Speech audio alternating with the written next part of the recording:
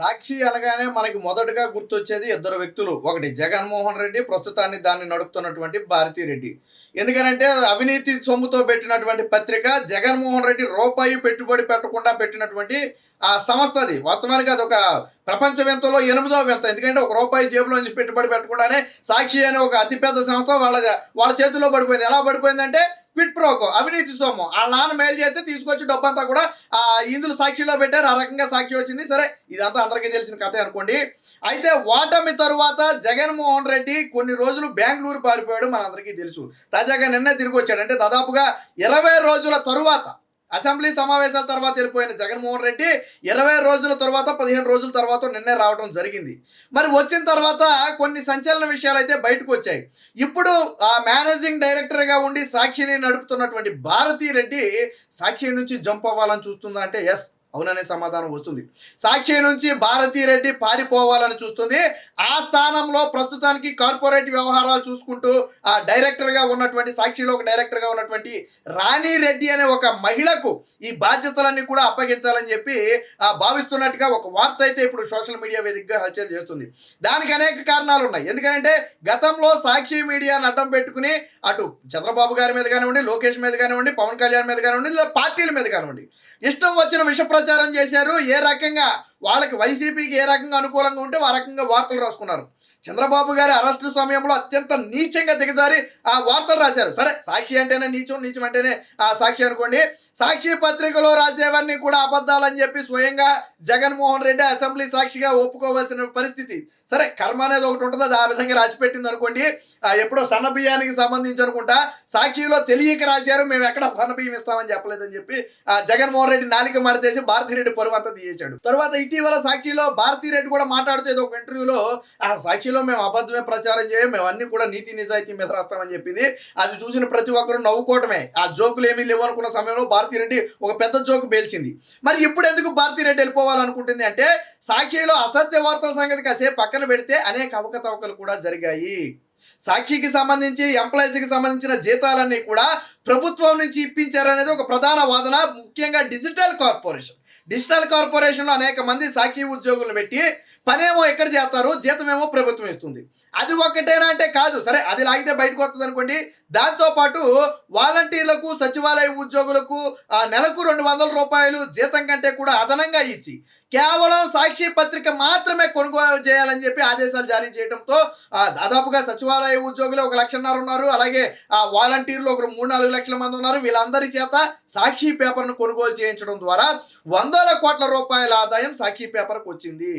దాంతోపాటు అడ్వర్టైజ్మెంట్ల రూపంలో ప్రభుత్వం విడుదల చేసినటువంటి అడ్వర్టైజ్మెంట్లో అత్యధిక సింహభాగాన్ని సాక్షి కైవసం చేసుకుంది. అసలు ఆంధ్రజ్యోతి లాంటి పేపర్లకైతే అడ్వర్టైజ్మెంట్లు ఇవ్వాల. ఈనాడుకి ప్రోటోకాల్ ప్రకారం ఇవ్వాలి కాబట్టి, ఆ తెలుగు దినపత్రికలో అత్యధిక సర్క్యులేషన్ ఉన్న పేపర్ కాబట్టి దానికి తప్పక ఇచ్చారు. తప్ప కొన్ని రోజులు పోయాక ఈనాడే మేము వేయమని చెప్పి చెప్పేసింది. ఎందుకంటే వీళ్ళు ఇచ్చే అసత్య ప్రకటనలు ఈనాడులో యాడ్ రూపంలో వేసిన అది ప్రజలను మోసం చేస్తుంది. ఇలాంటి అసత్యాలు మా పత్రికలో మేము వేయమని చెప్పి ఇక పూర్తిగా ప్రభుత్వం నుంచి వచ్చే ఈ అడ్వర్టైజ్మెంట్లు ఏవైతే ఉన్నాయో వాటిని పూర్తిగా ఈనాడు బ్యాన్ చేసింది. సరే, అది వాళ్ళ విజ్ఞత. సాధారణంగా ఏ పేపర్ అయినా ప్రభుత్వం నుంచి మాకు యాడ్లు రావాలి, డబ్బులు రావాలని కోరుకుంటారు. కానీ ఈనాడు వాళ్ళు ఇచ్చే ఆ కాసులకు కక్కుర్తుపడాలి. ఎందుకంటే అదంతా అవినీతి సొమ్ము. ప్రజలను మోసం చేసి ఆ సొమ్ము మొత్తానికి కూడా ఈళ్ళకి పెడుతున్నారు. అది కూడా అసత్యాలను ప్రచారం చేస్తూ. క్రెడిబిలిటీ ఉన్నటువంటి ఒక పేపర్లో యాడ్ చేస్తే ఖచ్చితంగా ప్రజలు ఎంతో కొంత నమ్ముతారు కదా. సో అలాంటి తప్పు మేము చేయమని చెప్పి ఈనాడు కూడా తప్పుకుంది.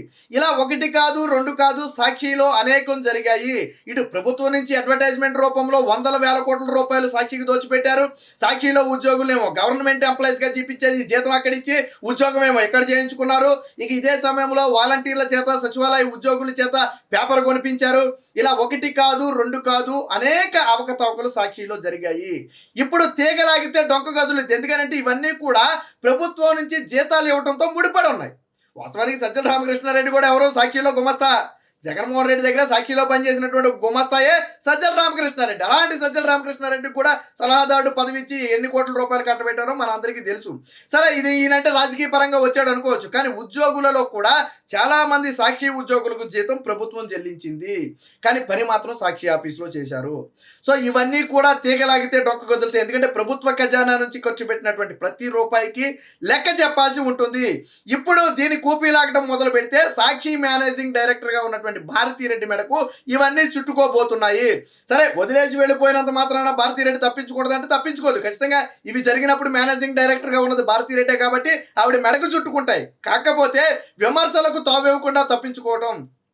ప్రధానంగా సాక్షిలో ఏ వార్త వచ్చినా కానీ ఇది జగన్మోహన్ రెడ్డి రాసిన పత్రిక రాసినటువంటి వార్త, దీన్ని ఎవడో నమ్మట్లేదని ఒక అపవాదు కూడా ఉంది. ఎవడో నమ్మట్లేదని చెప్పి ప్రజల్లో బలంగా ఉంది. సో దీన్ని కూడా కొంచెం తప్పించాలి అంటే భారతీరెడ్డిని సాక్షి నుంచి బయటకు తప్పించి రాణి రెడ్డి అని ఒక మహిళకు ఆల్రెడీ కార్పొరేట్ వ్యవహారాలు చూసుకునే డైరెక్టర్గా ఉన్నటువంటి రాణి రెడ్డిని తీసుకొస్తున్నట్టుగా ఇప్పుడు సోషల్ మీడియాలో అయితే ప్రచారం జోరుగా సాగుతుంది.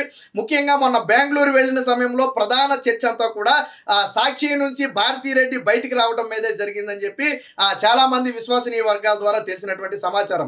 అలాగే భారతీయ సిమెంట్ నుంచి కూడా బయటకు వస్తారా లేదా కేవలం సాక్షి పత్రిక నుంచే బయటకు వస్తారంటే కేవలం సాక్షి పత్రిక నుంచి మాత్రమే బయటికి రావాలనుకుంటుంటే తెలుస్తుంది. సరే, భారతీయ సిమెంట్ ద్వారా ప్రభుత్వం నుంచి ఆయన కొనుగోలు చేయించినప్పటికీ కూడా దానికంటే కూడా దీంట్లో ఇల్లీగల్ అనేది చాలా ఎక్కువ కనపడుతుంది. తీగలాగితే డొక్క కూడా చాలా వేగంగా కదులుతుంది. వాస్తవానికి గతంలో ఇతర పత్రికలో ఈనాడు కూడా ఏం చేసింది, హైకోర్టుకి వెళ్ళింది, సుప్రీంకోర్టుకు కూడా వెళ్ళింది. ఇలా ఒక ఉద్యోగులకు అదనంగా డబ్బులు ఇచ్చి వాళ్ళ చేత పత్రికను బలవంతంగా కొనిపిస్తున్నారని చెప్పి వెళ్ళింది. ఎందుకంటే ఒక ఉద్యోగికి ముందు డబ్బులు ఇవ్వడం సంగతి కాసేపు పక్కన పెడితే ఏ పత్రిక కొనాలి అనేది వాళ్ళకి స్వేచ్ఛ ఉండాలి. అంతేగాని ప్రభుత్వం పేక మీద ఖర్చు పెట్టి నువ్వు ఈ పత్రిక కొనంటే ఖచ్చితంగా క్విట్ ప్రోకో, ఇది క్విట్ ప్రోకో లాంటిది. వీళ్ళ ద్వారా డబ్బులు సాక్షిలోకి పంపించడం, ఆల్రెడీ అడ్వర్టైజ్మెంట్ల ద్వారా కొంత డబ్బు వెళ్ళింది, ఉద్యోగుల జీతాల ద్వారా కొంత డబ్బు వెళ్ళింది, ఇప్పుడు పేపర్ కొనడం ద్వారా కూడా కొంత డబ్బు వెళ్ళింది. వాస్తవానికి సాక్షి పేపర్ని ఎవరు కొనరు. ఆ సాక్షిని బలంగా ఫాలో అయ్యే వైసీపీ మూర్ఖులు తప్ప సాక్షి పేపర్ని కనీసం టీ స్టాల్లో కూడా ఎవడు వేసుకోవట్లా. గతంలో పొట్టాలు కొట్టుకోవడానికి పనికొద్దని వేసుకునేవాళ్ళు, 2 రూపాయలకి ఇచ్చేవాడు సాక్షి. అప్పట్లో నాకు గుర్తుంది. పొట్లాలు కొట్టాకైనా పనికొద్ది కదా, ఎక్కువ పేజీలు వేస్తున్నాడని వేసుకుంటే తర్వాత రేటు పెంచాడు, పేజీలు తగ్గించడం అంటే అది వేరే విషయం. 2019 ఎన్నికల సమయంలో జగన్మోహన్ రెడ్డి ప్రతి షాపులో కూడా సాక్షి పేపర్ని 6 నెలల్లో ఏడాదో ఉచితంగా వేసాడు. మీరు కావాలంటే అడిగి చూడండి. రాష్ట్ర వ్యాప్తంగా సాక్షి పేపర్ని ఏడాది పాటు ఉచితంగా వేసాడు 2019 ఎన్నికలకు ముందు. విచిత్రం ఏంటో తెలుసా, ఎన్నికలు ముగిసిన మరుక్షణం, ఫలితాల దాకా కూడా లేదు, అప్పుడు కూడా ఫలితాలు లేట్ అయినాయి. ఎన్నికలు ముగిసిన మరుక్షణం సాక్షి పేపర్ ఐటమ్ ఆపేశాడు. ఈ రోజు ఎన్నికలు అయిపోయాయి, రేపు నుంచి సాక్షి పేపర్ ఐటమ్ ఆపేశాడు. కావాలంటే అడిగి చూడండి, ఎవరైనా షాపుల్లో గట్ట చేసిన వాళ్ళు ఉంటే అడిగి చూడండి సాక్షిని ఫ్రీగా వేసారో లేదు. తర్వాత రేట్లు అమాంతం పెంచేశారు. ఇతర ఛానల్స్ అన్ని బ్యాన్ చేసి సాక్షిని ప్రమోట్ చేసుకునే ప్రయత్నం చేశారు. సో ఇది 1 కాదు 2 కాదు, ఇలా సాక్షిలో అనేక అవకతవకలు కుంభకోణాలు జరిగాయి. ఇవన్నీ ఏదో రూపాయి 10 రూపాయలతో పోయేది కాదు, వేల కోట్లు. అడ్వర్టైజ్మెంట్లు కూడా ఒక పరిమితికి మించి, ఒక నిబంధనలకు మించి అత్యధిక ఖరీదుతో పెద్ద పెద్ద నేషనల్ మీడియాకు కూడా లేని ఖర్చు ఈరోజు సాక్షికి అయితే పెట్టడం జరిగింది. ఇవన్నీ కూడా ఈ ప్రభుత్వం బయటికి లాగే ప్రయత్నం చేస్తుంది. కాబట్టి సాక్షి నుంచి భారతీరెడ్డిని తప్పించాలి. ఆ ఉద్దేశంతో నేను బహుశా రాజశేఖర రెడ్డి ఫోటోను కూడా నిదానంగా తీసేశారు, ఆ సాక్షి కలర్ను మార్చేశారు. తర్వాత ఇప్పుడు భారతీరెడ్డిని కూడా తప్పించేయాలనుకుంటున్నారు. సో అంతా కూడా ఒక ప్రీ ప్లాన్డ్ గా జరుగుతున్నట్టుగా అనుమానం ఉంది. ఏది ఏమైనా ఇప్పుడు సాక్షి నుంచి భారతీరెడ్డి జంప్ అనే వార్త వైసీపీ వర్గాలను విస్మయానికి గురి చేస్తుంది.